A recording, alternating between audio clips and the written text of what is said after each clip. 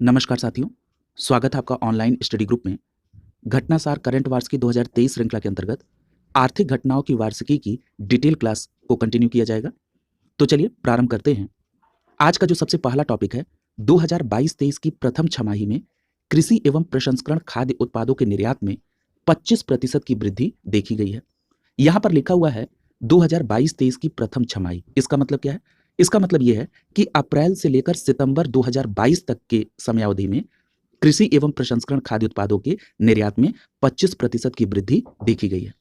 याद रखिएगा, कृषि एवं प्रसंस्करण खाद्य उत्पाद निर्यात विकास प्राधिकरण के आंकड़ों पर आधारित इस विज्ञप्ति को वाणिज्य एवं उद्योग मंत्रालय ने 2 नवंबर 2022 को जारी किया। याद रखिएगा, इसमें बताया गया कि 2022-23 की पहली छमाही में कृषि एवं प्रसंस्कृत खाद्य उत्पादों का निर्यात 13.77 अरब डॉलर रहा। यदि हम इसको पूर्व वर्ष से तुलना करें समान अवधि में, तो पूर्व वर्ष की समान अवधि में ये 11.05 डॉलर था और इस बार कितना हो गया है? 13.77 अरब डॉलर। तो इस प्रकार इसमें 25% की वृद्धि दर्ज की गई है। क्लियर है? तो यहां पर आप प्रतिशत का आंकड़ा जरूर याद रखेंगे और इस बार जो निर्यात है इस क्षेत्र का वो भी याद रखेंगे, 13.77 अरब डॉलर का। यहां पर एक बात आप ध्यान में रखेंगे कि कृषि एवं प्रसंस्कृत खाद्य उत्पाद निर्यात प्राधिकरण, जिसको शॉर्ट फॉर्म में एपीडा कहा जाता है, उसने एक लक्ष्य निर्धारित किया है। क्या लक्ष्य है? कि वित्तीय वर्ष 2022-23 में कृषि एवं प्रसंस्कृत खाद्य पदार्थों के पूरे वर्ष में जो निर्यात है उसको कितना लाएंगे? 23.56 अरब डॉलर। यानी पूरे वर्ष में जो कृषि एवं प्रसंस्कृत खाद्य पदार्थों का जो निर्यात है वो 23.56 अरब डॉलर करने का लक्ष्य है। किसका? एपीडा का। याद रखेंगे। और जो पहली छमाही है उसमें कितना प्राप्त कर लिया गया है? तो अभी आपने पढ़ा है 13.77 अरब डॉलर का निर्यात पहले 6 माह में प्राप्त कर लिया गया है। क्लियर है? अब यहां पर एक बात और ध्यान रखिएगा, यदि हम इसी 2022-23 की पहली छमाही में प्रसंस्कृत फलों और सब्जियों के निर्यात पर बात कर लें तो इसमें 42.42% की वृद्धि देखी गई है। यदि हम ताजे फलों के निर्यात में बात करें तो ताजे फलों के निर्यात में 4% की वृद्धि देखी गई है। अगला, परीक्षा के दृष्टिकोण से बासमती चावल भी कई बार पूछा गया है, तो याद रखेंगे कि बासमती चावल के निर्यात में जो वृद्धि है वो है 37.35% इस पहली छमाही में 2022-23 की। और यदि हम गैर बासमती चावल की बात कर लें तो ये वृद्धि दर्ज की गई है 8.03%। क्लियर है? यहां पर याद रखिएगा कि इस वाणिज्यिक मंत्रालय की अनंतिम आंकड़े के अनुसार, जो कि उन्होंने 2022-23 की पहली छमाही के लिए जारी किया, जो कि अप्रैल से सितंबर 2022 के बीच का है, इसमें देश के यदि हम वस्तुगत निर्यात में वृद्धि की बात करें तो ये रहा है 16.96%। क्लियर है? तो इतने आंकड़े को आप इसमें ध्यान में रखेंगे इस रिपोर्ट के अंतर्गत। अगला देखिए, अगला टॉपिक है 2022-23 के लिए रबी मौसम के लिए पोषक तत्व आधारित सब्सिडी का निर्धारण। इसका मतलब क्या है? इसका मतलब यह है कि रबी मौसम जब आप कहते हैं 2022-23, इसका मतलब है 1 अक्टूबर 2022 से 31 मार्च 2023 तक के बीच की बात की जा रही है। याद रखिएगा, प्रधानमंत्री नरेंद्र मोदी की अध्यक्षता में आर्थिक मामलों की मंत्रिमंडल समिति ने 2 नवंबर 2022 की बैठक में नाइट्रोजन, फास्फोरस, पोटाश, सल्फर जैसे विभिन्न पोषक तत्वों से युक्त फास्फेट और पोटास उर्वरकों के लिए सब्सिडी का अनाउंसमेंट कर दिया है। अब ये देखिए कि ये जो सब्सिडी का अनाउंसमेंट किया गया है इसमें पोषक तत्व के नाम दिए गए हैं और पोषक तत्व आधारित जो सब्सिडी है वो रुपए प्रति किलोग्राम यहां पर दी गई। जैसे एन लिखा है, एन का मतलब क्या हो गया? एन का मतलब है नाइट्रोजन, इसके लिए 98.02 है। अगर वहीं हम बात कर लें पी, यानी ये फास्फोरस की बात हो रही है, 66.93। के अर्थात पोटास की बात हो रही है, यानी 23.65। एस का मतलब सल्फर की बात हो रही है, 6.12। ये इतने रुपए प्रति किलो की बात हो रही है। यहां पर जो डेटा आपको बहुत महत्वपूर्ण है वो ये याद रखना है कि जो मंत्रिमंडल के द्वारा अनुमोदित उपर्युक्त पोषक तत्व की जो सब्सिडी है उस पर जो खर्च होगा वो टोटल अमाउंट कितना है? 51.875 करोड़ रुपए का आकलन किया गया है। ये महत्वपूर्ण डेटा है जिसको आप ध्यान में रखेंगे। यहां पर एक बात याद रखिएगा, ये जो उपर्युक्त रासायनिक उर्वरक हैं इसमें यूरिया का जो मूल्य है वो सरकार निर्धारित करती है। क्लियर है? लेकिन अगर हम न्यूट्रिएंट्स आधारित फर्टिलाइजर्स जैसे डीएपी, एनपीके या एमओपी की बात करें तो ये सभी मिश्रित उर्वरकों का जो मूल्य निर्धारण है ये कंपनी ही करती है। लेकिन एक बात याद रखिएगा, इन पर सरकार की पूरी नजर रहती है ताकि किसानों को उचित मूल्य पर उर्वरक उपलब्ध कराया जाए। ये फैक्ट भी आप ध्यान में रखेंगे। अगला टॉपिक देखिए, 2022-23 की दूसरी तिमाही में भारतीय अर्थव्यवस्था की स्थिति में सुधार दिखा है।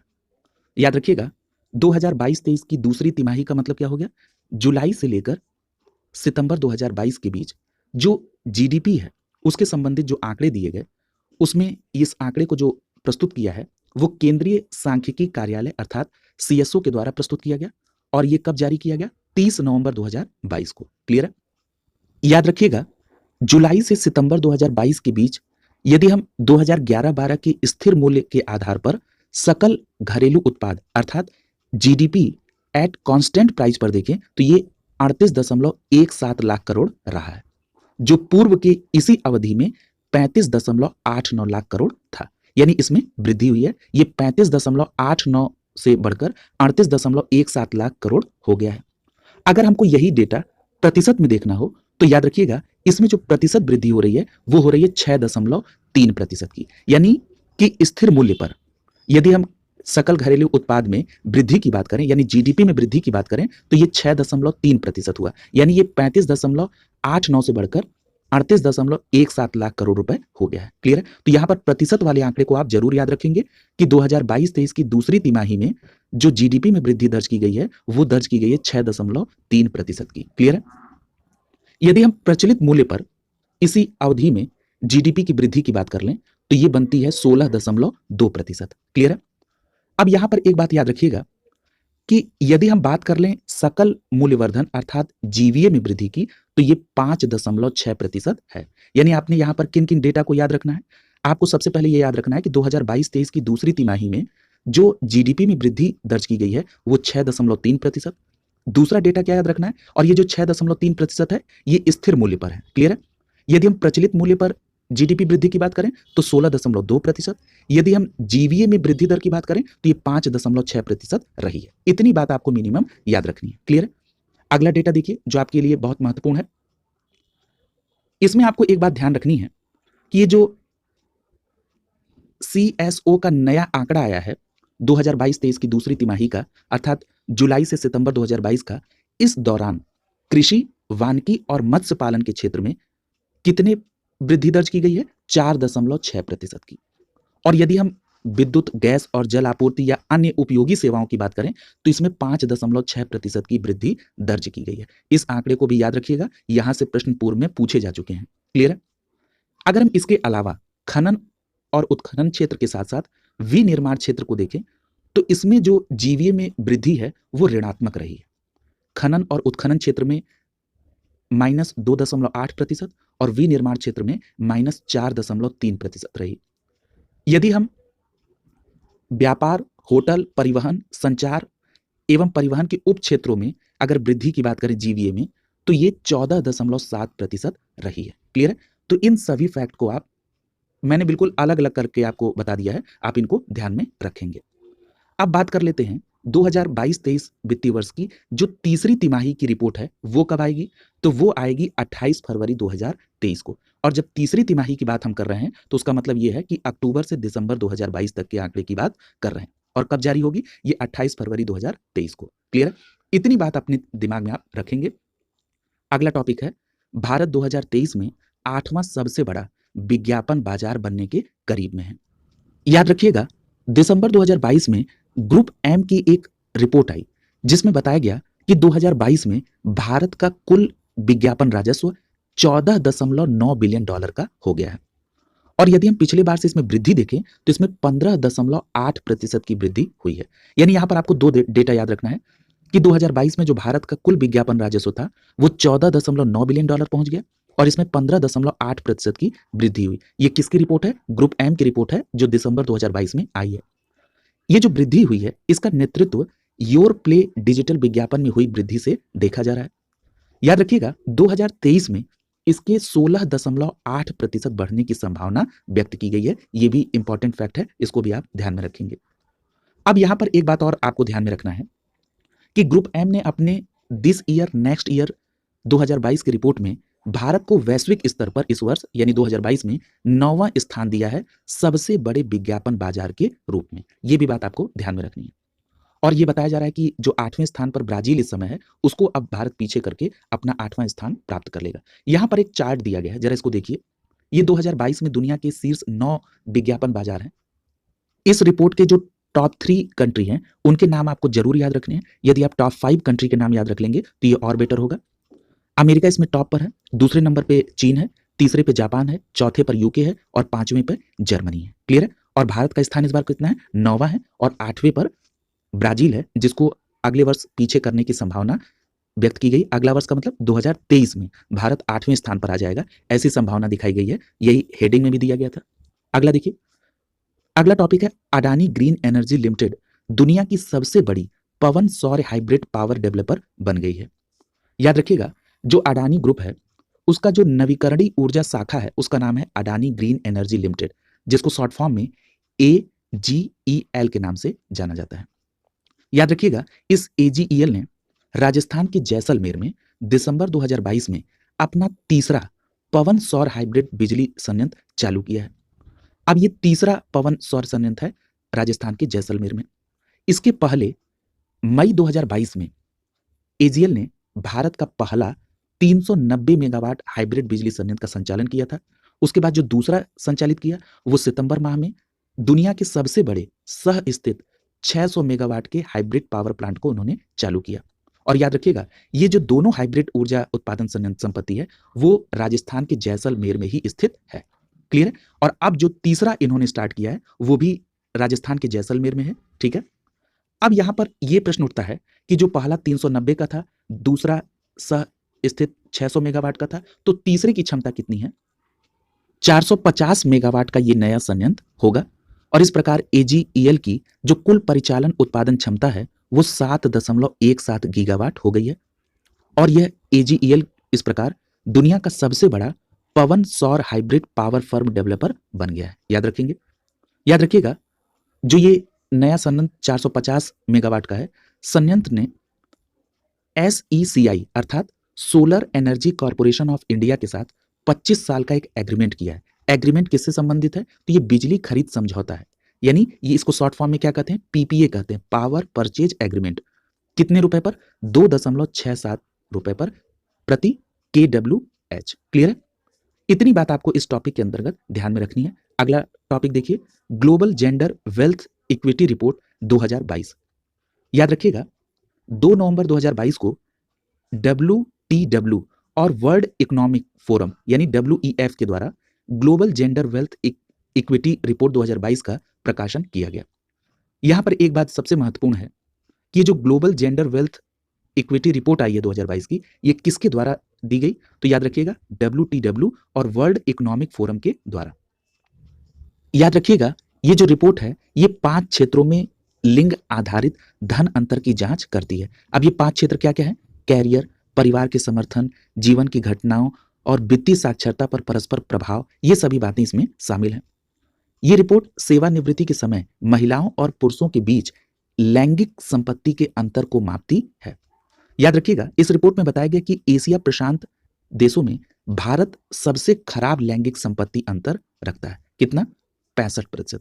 इसका जो प्रमुख कारण बताया गया वो भारत का लैंगिक आधारित वेतन अंतर है। क्लियर? तो इतनी बात इसमें ध्यान में रखेंगे।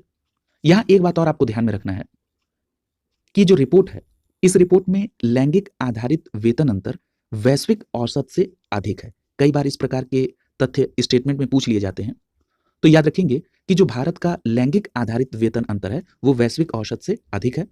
और यह भी पाया गया कि महिलाओं का जो नेतृत्व भूमिका है वो भी सीमित है। कार्यबल में मात्र 3% महिलाएं ही वरिष्ठ स्तर के पदों पर हैं। क्लियर है? तो ये फैक्ट आप इस टॉपिक के अंतर्गत ध्यान में रखेंगे। अगला टॉपिक है, भारत विश्व का सबसे सस्ती विनिर्माण लागत वाला देश बन गया है। याद रखिएगा, US news and world report के द्वारा नवंबर 2022 में यह जानकारी दी गई कि भारत सबसे सस्ती विनिर्माण लागत वाले देशों के रूप में शीर्ष स्थान पर है। क्लियर है? इसके बाद चीन है और वियतनाम है। यानी ये जो रिपोर्ट जिसमें भारत शीर्ष स्थान पर है, किस क्षेत्र में? तो सबसे सस्ती विनिर्माण लागत वाले देश के रूप में भारत नंबर 1 पर है, दूसरे स्थान पर चीन है और फिर वियतनाम है। क्लियर? यहां पर एक बात और आपको ध्यान में रखना है कि इस रिपोर्ट को यूएस मीडिया कंपनी के द्वारा 85 देशों के बीच ये सर्वे किया गया। और अगर हम बात कर लें कि कितने विशेष क्षेत्र हैं, तो ये रिपोर्ट 73 विशेष क्षेत्रों पर आधारित है और 85 देशों का इसमें मूल्यांकन किया गया है और इनकी विशेषताओं को 10 उप श्रेणियों में बांटा गया है। क्लियर है? अब यहां पर जो बात आपको ध्यान में रखनी है वो ये ध्यान में रखनी है कि इस सूचकांक में यदि हम नीचे से स्थान देखें 3 देश का, तो इसमें 85वें स्थान पर बेलारूस है, 84वें स्थान पर उज्बेकिस्तान है और ईरान का स्थान 83वां है। क्लियर है? अब यहां पर जो सबसे महत्वपूर्ण बात आपको ध्यान में रखनी है कि यदि हम भारत को समग्र रैंकिंग में देखें तो 85 देशों में इसका स्थान 31वां है। क्लियर है? तो आपको कोई कंफ्यूजन नहीं रखनी है। मैं अभी फिर से आपको एक्सप्लेन कर दे रहा हूं कि भारत की जो पहली रैंकिंग अभी आपने पढ़ी है वो सबसे सस्ती विनिर्माण लागत वाले देशों में थी। उसमें भारत शीर्ष पर था, दूसरे नंबर पे चीन था, तीसरे नंबर पे वियतनाम था। लेकिन इस रिपोर्ट को अगर समग्र रूप से रैंकिंग में देखें तो समग्र रैंकिंग में भारत का 31वां स्थान है 85 देशों में। क्लियर है? और सबसे लास्ट में कौन था? तो सबसे लास्ट में 85वें स्थान पर बेलारूस था, 84वें स्थान पे उज्बेकिस्तान था। यदि हम इस समग्र रूप की रैंकिंग में सबसे ऊपर के स्थान की बात करें तो सबसे ऊपर स्विट्जरलैंड है समग्र सर्वश्रेष्ठ देश की रैंकिंग में। उसके बाद दूसरे स्थान पर जर्मनी है, तीसरे पे कनाडा है, चौथे पे अमेरिका है, पांचवें पर स्वीडन है। क्लियर है? तो आप ये टॉप कंट्रीज को भी याद रखेंगे। अगला टॉपिक देखिए। अगला टॉपिक है केनरा बैंक को bankers of the year award 2022 से सम्मानित किया गया है। याद रखिएगा, पब्लिक सेक्टर के केनरा बैंक को 1 दिसंबर 2022 को लंदन में आयोजित ग्लोबल बैंकिंग समिट में भारत सेगमेंट के लिए bankers bank of the year 2022 का अवार्ड मिला है। यानी आपको यहां पर दो बातें ध्यान में रखनी है कि जो ग्लोबल बैंकिंग समिट का आयोजन हुआ ये लंदन में हुआ और इसी समिट में भारत सेगमेंट के लिए केनरा बैंक को bankers bank of the year का अवार्ड मिला है। यहां पर एक बात और ध्यान रखिएगा कि ये जो सम्मान है ये बैंकिंग सेक्टर के लिए ऑस्कर अवार्ड के समान माना जाता है। यहां पर एक बात और महत्वपूर्ण है कि जो बैंकर्स मैगजीन है ये दुनिया भर के 180 से अधिक देशों के लिए दुनिया का प्रमुख बैंकिंग और फाइनेंस रिसोर्स है। यदि हम बैंकर्स मैगजीन की बात कर लें तो जो बैंकर्स मैगजीन है ये फाइनेंशियल टाइम्स ग्रुप का है, पहली बात। दूसरी बात कि bankers magazine British best global financial दैनिक समाचार पत्र है। इसकी स्थापना 1888 में हुई और ये दुनिया का अग्रणी बिजनेस फाइनेंशियल समाचार पत्र है। क्लियर? अगला टॉपिक देखिए। ESAF स्मॉल फाइनेंस बैंक को सम्मान मिला है।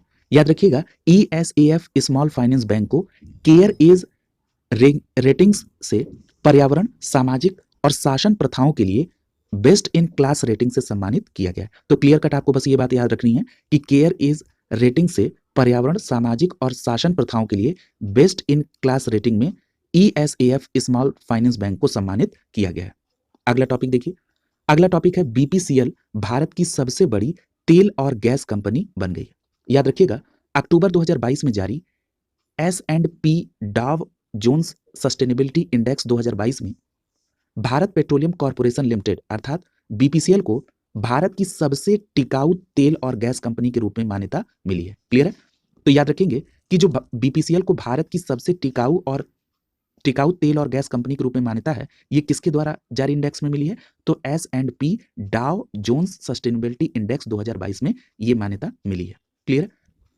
याद रखिएगा, ये जो BPCL है ये महारत्न कंपनी है और ये लगातार तीसरा वर्ष है जब BPCL को भारत में DJSI सूचकांक में शीर्ष स्थान प्राप्त हुआ है। और ये जो इंडेक्स का मूल्यांकन है उसका मानक क्या है? ये आर्थिक, सामाजिक और पर्यावरण पर आधारित मूल्यांकन है। यहां पर एक बात और आपको ध्यान में रखना है कि ये जो BPCL है ये एक महारत्न कंपनी तो है ही, इसके साथ ही साथ ये फॉर्च्यून 500 कंपनी भी है। क्लियर है? Jones sustainability index corporate sustainability assessment ranking होती है। क्लियर है? अगला देखिए। अगला टॉपिक है इंदौर देश का पहला म्युनिसिपल ग्रीन बॉन्ड जारी करेगा। देखिए, जैसे ही आपने इस फैक्ट को पढ़ा आपके दिमाग में एक प्रश्न स्वाभाविक तौर पर बनेगा कि आपने ये पढ़ा था कि गाजियाबाद देश का पहला म्युनिसिपल ग्रीन बॉन्ड जारी करने वाला नगर निगम बना है। यहां पर एक बात याद रखिएगा कि जो इंदौर देश का पहला म्युनिसिपल ग्रीन बॉन्ड जारी कर रहा है ये सौर ऊर्जा के क्षेत्र में ये प्लांट स्टैब्लिश करने के लिए किया जा रहा है। जो गाजियाबाद ने जारी किया था ये अशुद्ध जल को शुद्ध करने के संदर्भ में था। तो इस अंतर को आप ध्यान में रखेंगे। याद रखिएगा, इंदौर एक मजबूत पर्यावरण रिकॉर्ड के साथ देश का पहला स्थानीय ग्रीन बॉन्ड जारी करने की योजना बना रहा है, जिसमें सौर ऊर्जा परियोजनाओं को निधि देने के लिए आय का उपयोग किया जाएगा। याद रखिएगा, इंदौर नगर निगम ने जलूद में सोलर प्लांट प्रोजेक्ट के लिए ग्रीन बॉन्ड जारी करने के मसौदे को 6 दिसंबर 2022 को निगम परिषद में मंजूरी दे दी है। क्लियर है? और सेबी की अनुमति के बाद वो जनवरी 2023 में देश के पहले नगरीय निकाय द्वारा ग्रीन पब्लिक बॉन्ड जारी करेगा। किसके लिए? सोलर प्लांट के लिए। क्लियर है? अब यहां पर एक बात और याद रखिएगा कि इंदौर स्मार्ट सिटी के जो मुख्य कार्यकारी अधिकारी दिव्यांग सिंह हैं, उन्होंने बताया कि इंदौर नगर निगम जो जनवरी 2023 में 10 साल की बॉन्ड बिक्री करेगा, उसके माध्यम से 2.6 अरब रुपए अर्थात 31.8 मिलियन डॉलर जुटाए जाने की योजना बनाई गई है। ठीक है, तो इस अमाउंट को भी आप ध्यान में रखेंगे कि इस बॉन्ड के तहत जो अमाउंट जुटाने की बात है वो कितनी है? 2.6 अरब रुपए, और मिलियन में कितना है? 31.8 मिलियन। अगला टॉपिक देखिए, विप्रो यूरोपियन वर्क्स काउंसिल की स्थापना करने वाली पहली भारतीय कंपनी बन गई है। याद रखिएगा, भारत की जो दिग्गज आईटी कंपनी है विप्रो, उसने अपने कर्मचारी प्रतिनिधि के साथ यूरोपीय वर्क्स काउंसिल अर्थात EWC स्थापित करने के लिए नवंबर 2022 में एक समझौता किया है, और यह यूरोप में अपने श्रमिकों के लिए यूरोपीय कार्य परिषदों की स्थापना करने वाली भारत की पहली कंपनी बन गई है। याद रखिएगा, अगर हम इसके एस्टेब्लिशमेंट या जो यूरोपीय वर्क्स काउंसिल बनाने की जो प्रक्रिया है, जो उसके टर्म्स हैं, अगर उससे आपको परिचित कराएं, तो इसमें रूल है कि जो 27 सदस्यीय यूरोपीय संघ है, उसमें EWC स्थापित करने के लिए यूरोपीय संघ के देशों में 1000 से अधिक कर्मचारियों वाली कंपनी का होना अनिवार्य है। यदि हम विप्रो की बात कर लें, तो विप्रो 13 यूरोपीय संघ के सदस्य देशों में उसके 1000 से अधिक कर्मचारी हैं, यानी वो इस टर्म्स एंड कंडीशन को फुलफिल करता है। ये बात केवल एक जानकारी के लिए थी। अब बात करते हैं कि ये जो यूरोपीय कार्य परिषद है, यानी जो यूरोपीय वर्क्स काउंसिल है, जिसका शॉर्ट फॉर्म EWC है, ये एक स्थायी निकाय है जो यूरोप में कर्मचारियों को कंपनी की जानकारी और परामर्श की सुविधा प्रदान करती है। क्लियर है? ये कंपनी के कर्मचारियों को अंतर्राष्ट्रीय कंपनियों की रणनीति और स्थिति के बारे में सूचित करती है और परामर्श करने का अवसर भी प्रदान करती है। यहां पर एक बात और ध्यान रखिएगा कि विप्रो की जो EWC की पहली बैठक है वो 2024 की पहली तिमाही में होगी। यहां एक बात अगर हम विप्रो के संदर्भ में देख लें, तो विप्रो भारत की बहुराष्ट्रीय कंपनी है और इसकी स्थापना 1945 में मोहम्मद हुसैन हसन प्रेमजी के द्वारा की गई थी। किस नाम से की गई थी? Western India vegetable products limited company के रूप में। याद रखिएगा, बाद में इसका नाम बदलकर विप्रो कर दिया गया। यहां एक बात और ध्यान रखिएगा कि अजीम प्रेमजी के नेतृत्व में सूचना प्रौद्योगिकी के कारोबार में इसने प्रवेश किया और ये भारत की शीर्ष IT कंपनी में एक है और अब तक दुनिया के 100 से अधिक देशों में इसका विस्तार है। अगला टॉपिक देखिए, अगला टॉपिक है भारत का पहला सॉवरेन ग्रीन बॉन्ड फ्रेमवर्क। याद रखिएगा, नवंबर 2022 में केंद्रीय वित्त मंत्री निर्मला सीतारमण ने भारत के पहले सॉवरेन ग्रीन बॉन्ड फ्रेमवर्क को मंजूरी प्रदान की है। इस मंजूरी के साथ ही जो पेरिस समझौते के लक्ष्य हैं उनके प्रति भारत की प्रतिबद्धता और मजबूत होगी, जिससे ग्रीन प्रोजेक्ट्स में वैश्विक और घरेलू निवेश को आकर्षित करने में भी मदद मिलेगी। क्लियर है? आगे कुछ और तथ्य देखते हैं इसके अंतर्गत। याद रखिएगा, सॉवरेन ग्रीन बॉन्ड जारी करके जो धनराशि एकत्रित की जाएगी, इसे सार्वजनिक क्षेत्र की परियोजनाओं में लगाया जाएगा ताकि अर्थव्यवस्था की जो कार्बन तीव्रता है उसको कम करने में मदद मिल सके। यहां पर एक फैक्ट और ध्यान रखना है आपको कि वित्त मंत्रालय के अनुसार ये फ्रेमवर्क 2021 में जो ग्लासगो में COP26 का आयोजन हुआ था, उसमें प्रधानमंत्री नरेंद्र मोदी ने विजन पंचामृत प्रस्तुत किया था। ये उसी विजन पंचामृत के तहत इस योजना को लाया गया है, सॉवरेन ग्रीन बॉन्ड को। अब यहां पर आपको 3 बातें पता चल गई। सबसे महत्वपूर्ण बात कि जो सॉवरेन ग्रीन बॉन्ड है ये पंचामृत विजन के अंतर्गत है और इसे प्रधानमंत्री नरेंद्र मोदी ने COP26 में प्रस्तुत किया था, जो कि 2021 में ग्लासगो में आयोजित हुआ था। देखिए, कई बार आपको COP26 के जो आयोजन है इनके स्थल को सूची को सुमेलित करने के लिए पूछा गया है। तो यहां पर अगर COP26 की चर्चा हुई है तो 2022 में आयोजित होने वाले COP27 की भी चर्चा हो जाए। तो इसका आयोजन कहाँ किया गया था? तो याद रखिएगा 2022 में COP27 का आयोजन शर्म अल शेख मिस्र में हुआ था, और जो 2023 में COP28 का आयोजन होगा ये कहां पर होगा, तो याद रखिएगा आप सभी को पता है संयुक्त अरब अमीरात के दुबई में। क्लियर? तो इन फैक्ट के साथ इसको भी आप कोरिलेट करके याद रखेंगे।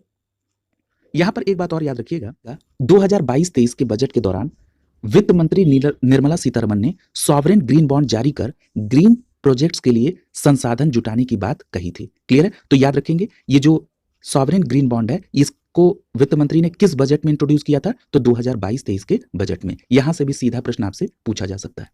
याद रखिएगा ये जो सॉवरेन ग्रीन बॉन्ड है ये एक ऐसी वित्तीय संस्थान है जो पर्यावरणीय रूप से टिकाऊ और जलवायु उपयुक्त परियोजनाओं में निवेश के लिए धन जुटाते हैं।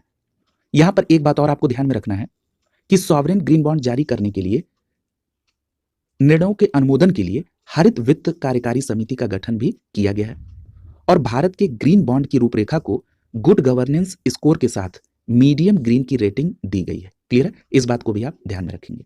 अगला टॉपिक देखिए, रिलायंस की 5G सेवा की शुरुआत हुई। याद रखिएगा रिलायंस ने 5 अक्टूबर 2022 को अपनी 5G की शुरुआत देश के 5 शहरों से की थी। इन शहरों में 4 बड़े मेट्रो शहर हैं जिसमें मुंबई है, दिल्ली है, कोलकाता है और चेन्नई है। साथ ही साथ जो 5वां शहर है वो है वाराणसी, जहां पर रिलायंस ने 5G सेवा शुरू की है। तो जो उत्तर प्रदेश स्पेशल के दृष्टिकोण से ये बात महत्वपूर्ण है। और इसके बाद अक्टूबर में ही रिलायंस जियो की जो CEO है आकाश अंबानी, उन्होंने राजस्थान के नाथद्वारा में जियो टू 5G सेवा को लॉन्च किया, और इसके बाद 2 अन्य शहर हैदराबाद और बेंगलुरु में भी सेवाएं शुरू कर दी। क्लियर है? तो इस जो करंट है इसमें आपको इतनी बात ध्यान में रखनी थी। अगला टॉपिक देखिए, अगला टॉपिक है फोर्ब्स की शीर्ष 20 एशियाई महिला उद्यमियों की सूची जारी हो गई है।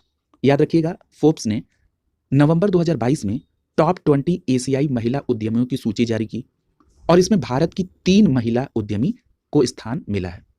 अब इन 3 महिला उद्यमी में कौन कौन शामिल है? इसमें steel authority of India limited अर्थात सेल की चेयरपर्सन सोमा मंडल को, एमक्योर फार्मा की एग्जीक्यूटिव डायरेक्टर नमिता थापर को शामिल किया गया है, और तीसरी भारतीय महिला हैं होनासा कंज्यूमर की को-फाउंडर और चीफ इनोवेशन ऑफिसर जिनका नाम है गजल अलग, इनको शामिल किया गया है। यानी ये तीनों नाम याद रखेंगे, सोमा मंडल, नमिता थापर और गजल अलग। इनको किसमें शामिल किया गया है? फोर्ब्स की 20 शीर्ष महिला उद्यमियों की सूची में। क्लियर है? इतनी बात आप इस टॉपिक के अंतर्गत याद रखेंगे। अगला टॉपिक देखिए, अगला टॉपिक है यूएस ट्रेजरी ने अपनी मुद्रा निगरानी सूची से भारत को हटाया है। याद रखिएगा अमेरिका के वित्त विभाग ने इटली, मैक्सिको, थाईलैंड और वियतनाम के साथ भारत को भी प्रमुख व्यापारिक भागीदारी की मुद्रा निगरानी सूची से 11 नवंबर 2022 को हटा दिया है। याद रखिएगा भारत पिछले 2 साल से इस सूची में शामिल है। तो जितने देशों को हटाया गया वो याद रखेंगे, इटली, मैक्सिको, थाईलैंड और वियतनाम, और भारत भी इस सूची से हट गया है। याद रखिएगा अमेरिका के वित्त मंत्री, क्या नाम है इनका, जेनेट येलेन, ये भारत की यात्रा पर थे, और इसी बैठक के दौरान 11 नवंबर को अमेरिका के वित्त विभाग ने भारत को इस निगरानी सूची से बाहर कर दिया।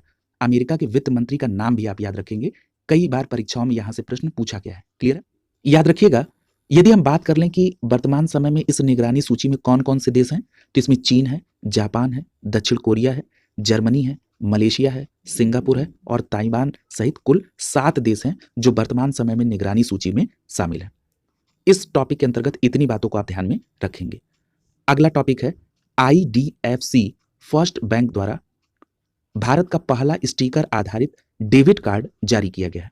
याद रखिएगा IDFC फर्स्ट बैंक ने नवंबर 2022 में भारतीय राष्ट्रीय भुगतान निगम अर्थात NPCI के सहयोग से भारत का पहला स्टिकर आधारित डेबिट कार्ड लॉन्च किया है, जिसका नाम क्या है, FIRST-AP। क्लियर है?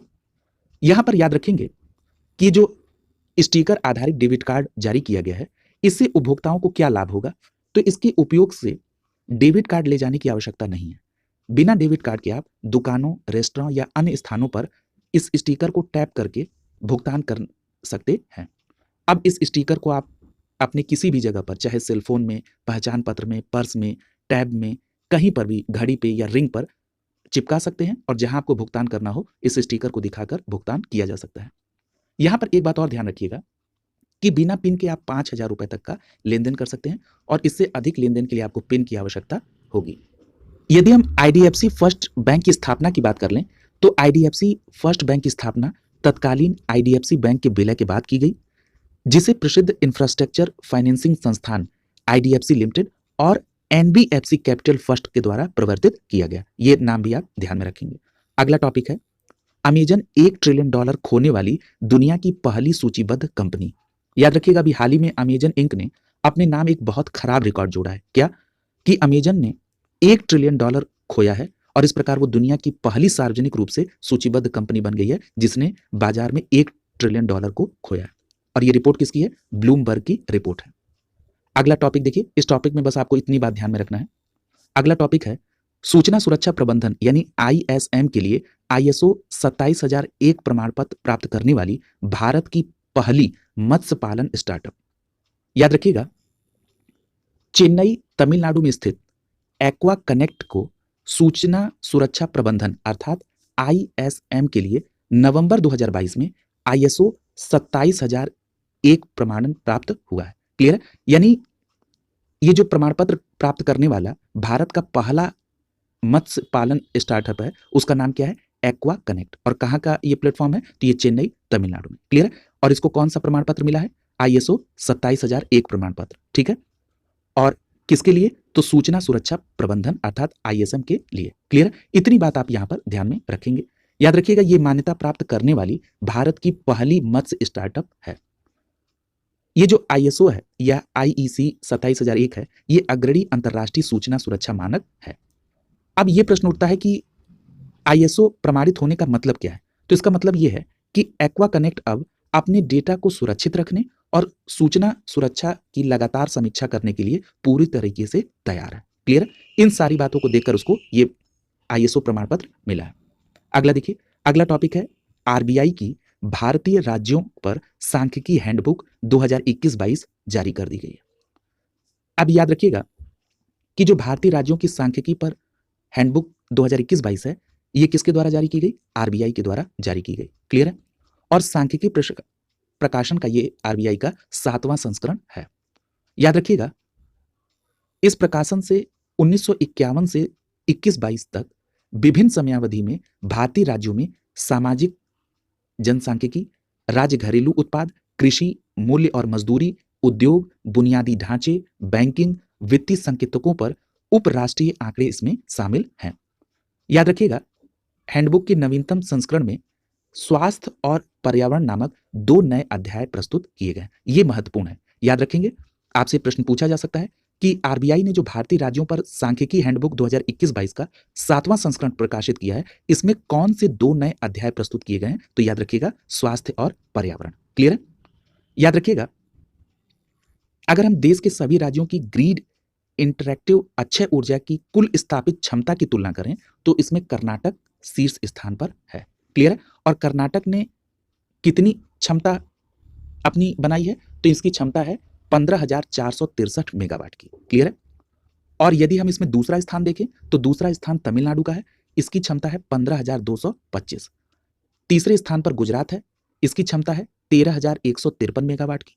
चौथे स्थान पर महाराष्ट्र है, इसकी क्षमता है 10,267 मेगावाट की। और याद रखिएगा, यदि हम इसमें उत्तर प्रदेश की बात करें तो उत्तर प्रदेश का इसमें 9वां स्थान आ रहा है। क्लियर है? 9वां स्थान, क्योंकि 4 स्थान आपने वहां देख लिए। राजस्थान 5वें पे है, 6वें पे आंध्र प्रदेश है, 7वें पे मध्य प्रदेश है, 8वें पे तेलंगाना है और 9वें स्थान पर उत्तर प्रदेश है और इसकी क्षमता है 3,879 मेगावाट की। क्लियर है? और ये किसकी क्षमता की बात हो रही है?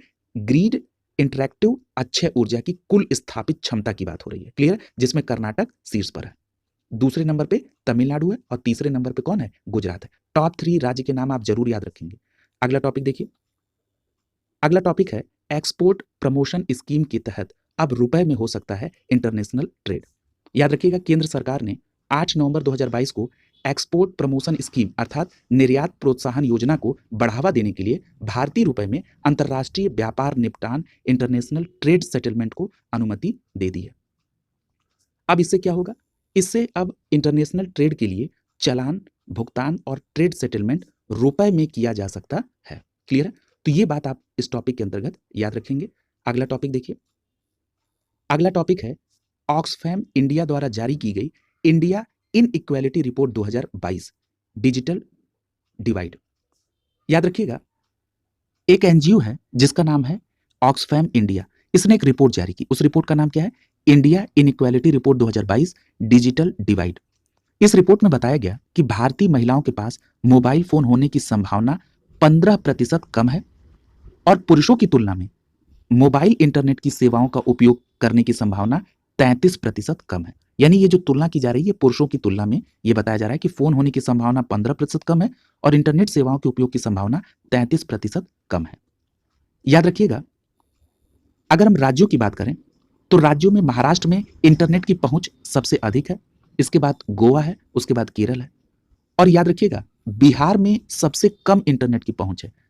बिहार पीसीएस जी ने देना है, वो इस डेटा को याद रखेंगे कि बिहार सबसे कम इंटरनेट की पहुंच है, उसके बाद छत्तीसगढ़ है और झारखंड है। ये डेटा महत्वपूर्ण है, इसको ध्यान में आप रखेंगे। यहां पर एक बात ध्यान रखिएगा कि भारत में इंटरनेट उपयोग करने वाली महिलाएं केवल 1/3 हैं। क्लियर है? और ये जो रिपोर्ट है, ये रिपोर्ट ग्रामीण और शहरी डिजिटल विभाजन की ओर इशारा कर रही है। क्लियर है? अब यहां पर एक फैक्ट और आपको ध्यान में रखना है कि रिपोर्ट जनवरी 2018 से दिसंबर 2021 तक centre for monitoring Indian economy के घरेलू सर्वेक्षण के प्राथमिक आंकड़ों का विश्लेषण करती है। क्लियर है? अगला देखिए, अगला टॉपिक है एफएटीएफ की सूची से पाकिस्तान बाहर हो गया और म्यांमार को ब्लैक लिस्ट में शामिल कर दिया गया। याद रखिएगा, 21 अक्टूबर 2022 को फाइनेंशियल एक्शन टास्क फोर्स, यानी जिसको शॉर्ट में आप एफएटीएफ के नाम से जानते हैं, पाकिस्तान को 4 साल बाद आतंकी वित्त पोषण और मनी लॉन्ड्रिंग पर वैश्विक निगरानी की ग्रे लिस्ट से बाहर कर दिया गया है। वहीं भारत के पड़ोसी देश म्यांमार को ब्लैक लिस्ट में शामिल कर दिया गया है। यानी पाकिस्तान 4 साल पहले अर्थात 2018 में एफएटीएफ की ग्रे लिस्ट में था, अब उसको हटा दिया गया है 21 अक्टूबर 2022 को, और म्यांमार को ब्लैक लिस्ट में शामिल कर दिया गया है। ब्लैक लिस्ट में उच्च जोखिम वाले उन देशों को रखा जाता है जहां कार्रवाई किए जाने की जरूरत है। और यदि हम वर्तमान में ब्लैक लिस्ट की बात कर लें एफएटीएफ की, तो उसमें ईरान, उत्तरी कोरिया और म्यांमार शामिल हैं। क्लियर है? याद रखिएगा, ये जो डिसाइड हुआ है ये एफएटीएफ यानी फाइनेंशियल एक्शन टास्क फोर्स की पेरिस में हुई बैठक में इस बात का डिसीजन लिया गया है। क्लियर है? अब अगला कौन सा महत्वपूर्ण बात है, याद रखिएगा, अगर हम एफएटीएफ की थोड़ा सा बैकग्राउंड को देख लें तो एफएटीएफ का गठन 1989 में यानी 1989 में G7 देशों की पेरिस में आयोजित बैठक में हुआ था। ये मनी लॉन्ड्रिंग, टेरर फंडिंग जैसे मुद्दों पर दुनिया में विधायी और नियामक सुधार लाने के लिए आवश्यक राजनीतिक इच्छा शक्ति पैदा करने के लिए कार्य करती है।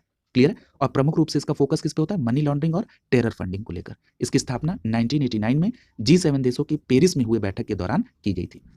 याद रखिएगा, इसका मुख्यालय पेरिस स्थित आर्थिक सहयोग विकास संगठन अर्थात ओईसीडी के मुख्यालय में स्थित है। यह भी महत्वपूर्ण बात है। और भारत एफएटीएफ का सदस्य कब बना था? तो 2010 में। इस सत्र का आयोजन प्रतिवर्ष 3 बार होता है। क्लियर?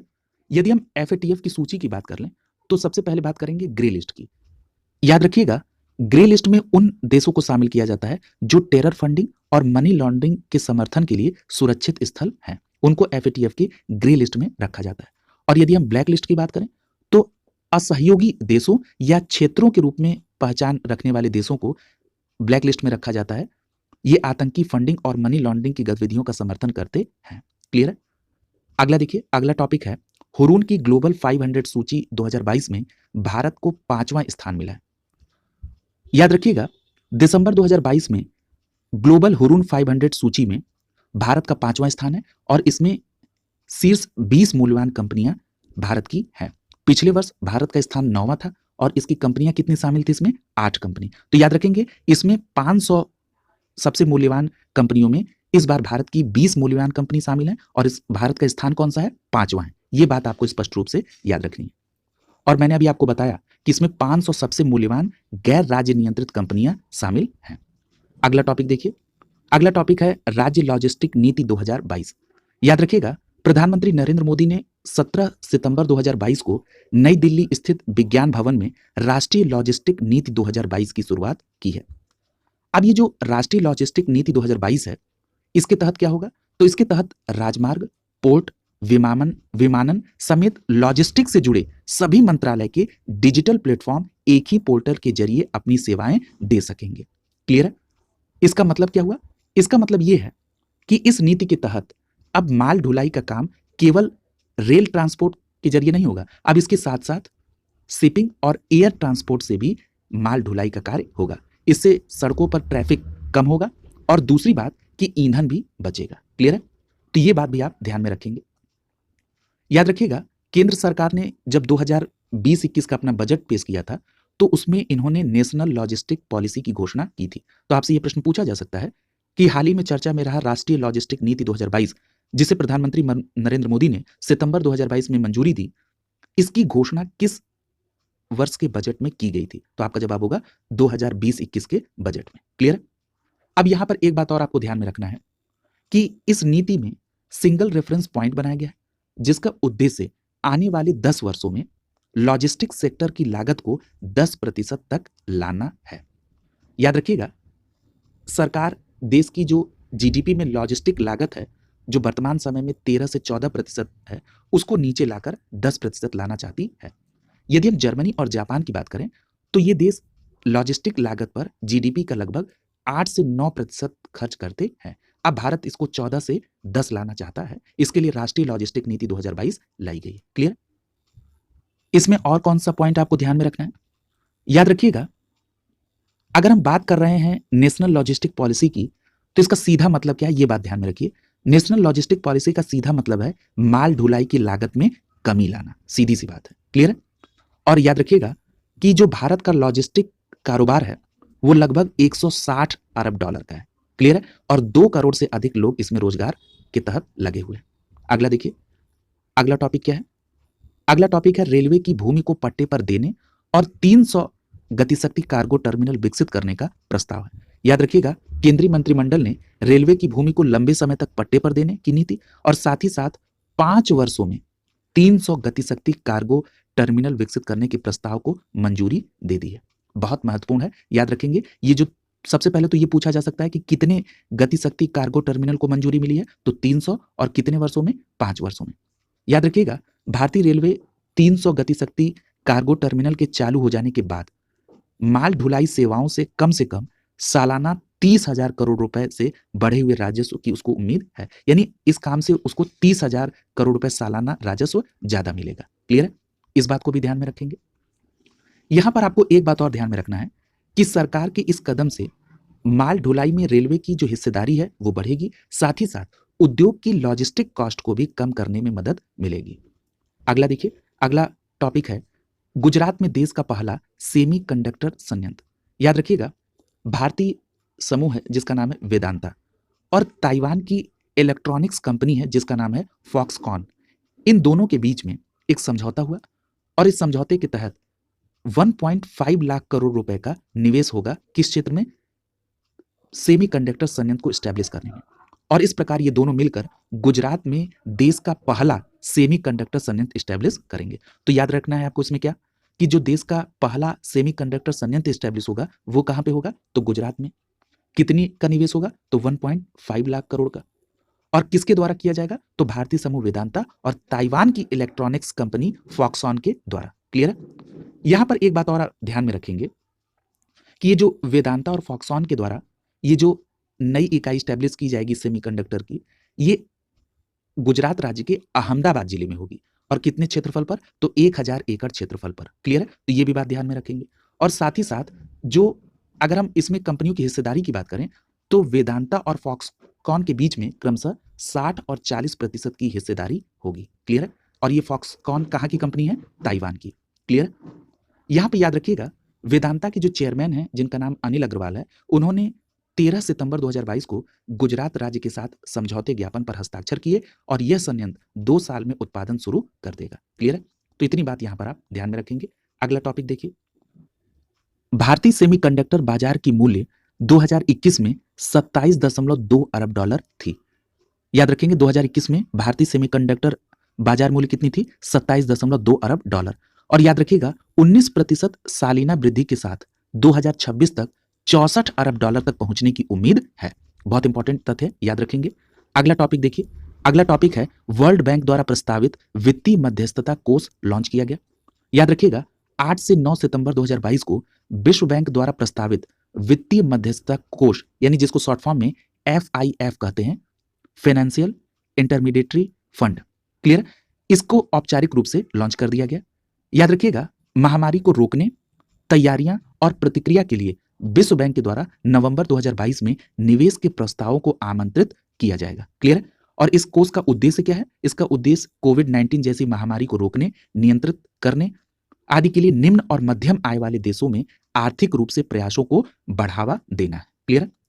याद रखिएगा यहां पर एक फैक्ट और आपको ध्यान में रखना है कि इसके तहत 1.4 बिलियन डॉलर से अधिक वित्त प्रतिबद्धता की घोषणा की जा चुकी है, क्लियर है। अगला टॉपिक देखिए, अगला टॉपिक है पार्ले भारत का नंबर 1 FMCG ब्रांड बना है। याद रखिएगा आप सभी को पता है कि पार्ले एक बिस्किट ब्रांड है जो 10 वर्षों से भारत का नंबर 1 FMCG ब्रांड बना हुआ है। याद रखिएगा एक रिपोर्ट आई है जिसका नाम है ब्रांड फुटप्रिंट रिपोर्ट। ये कांतार इंडिया के द्वारा जारी की गई और इसमें बताया गया कि 2021 में भारत में तेजी से बढ़ते कंज्यूमर प्रोडक्ट यानी FMCG में सबसे अधिक चुना गया जो ब्रांड है वो है कौन? पार्ले जी। याद रखिएगा इसमें एक बात और आपको ध्यान में रखनी है कि पार्ले जी बिस्किट के अलावा इस लिस्ट में Amul, Britannia plus, clinic plus और टाटा कंज्यूमर प्रोडक्ट शामिल है, क्लियर है। अगला देखिए, अगला टॉपिक है कृषिगत उपजों के कृषि मंत्रालय की चौथी अग्रिम अनुमान जारी कर दी गई। यहां से कल की क्लास में कंटिन्यू किया जाएगा और कल की क्लास में ये आर्थिक घटनाओं की जो वार्षिकी है उसे कंप्लीट करा दिया जाएगा, क्लियर है। शुभकामनाओं के साथ आप सभी का बहुत बहुत धन्यवाद।